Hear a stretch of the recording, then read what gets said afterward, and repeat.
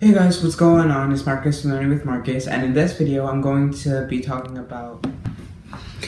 So before I get to some of the things that a lot of polyglots think of and do, let's go over what a polyglot is. You may have not heard this phrase before, but it's synonymous with a linguist, and it's a person who's very passionate about languages. Before, the term used to mean learning 3 or 4 languages at a good level, but the definition of a polyglot is changing, and it basically just means somebody who is really focused on languages and who really takes an interest in that learning. Would I say I'm a polyglot? Yeah, I would say I'm a polyglot because I'm learning over a dozen languages, and I'm really focused on languages, and I love it, and it's more of like a hobby for me. It's not something that I have to do, but it's a real passion of mine.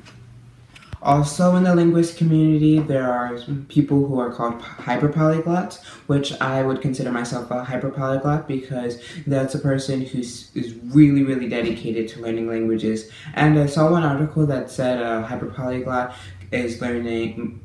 To be considered a hyperpolyglot, you would be learning 6 or 7 languages at a good rate. And since I'm learning 15, I would say that I am a hyperpolyglot. Okay, now on to the next part of the video. The feelings and thoughts of a polyglot.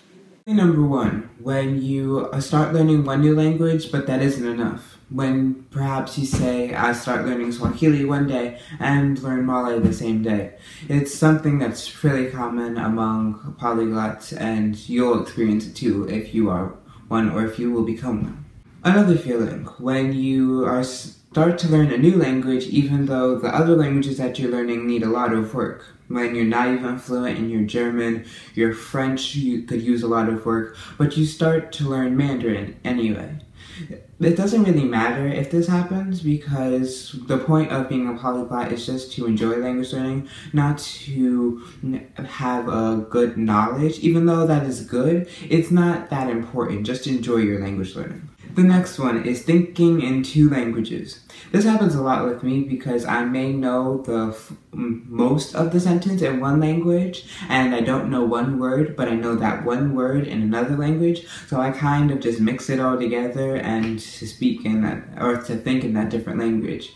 It will happen a lot, especially if you're learning similar languages, like Latin-based languages, or some oceanic languages. I think that's what it's called, from like Indonesian and Malay, since they're so close together. The next one, which I found when I first started to learn languages and I was on vacation, is when you hear somebody speaking a different language, you break your neck to try to find out what language they're speaking, because you are interested, because you don't maybe hear that language often, and you're so intrigued by hearing other people learning or speaking a different language. I think it's really cool to find those people that still stay true to their mother tongue.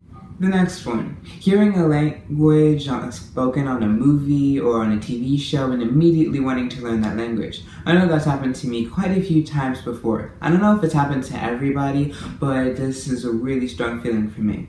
And I try to hold myself back just a little bit because I know I don't want to put too much on my plate and to be overwhelmed, especially because this is something that I want to enjoy, and I want to last with learning languages and not just burn out. So I try to hold myself back a little bit, but that doesn't always work. So I just go with the flow and see what works. Final thing, that we think that learning languages is very fun.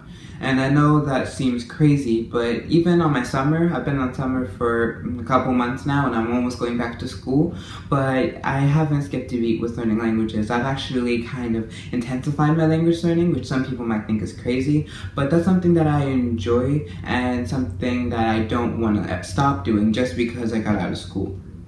So that's my list of things that a polyglot thinks and the life of a polyglot. I really hope you guys enjoyed this video, and if you did, please give this a big thumbs up. Okay, thank you guys so much for watching. Don't forget to hit that subscribe button for weekly videos, and until next time, I'm Marcus from Learning with Marcus. See you guys in the next video.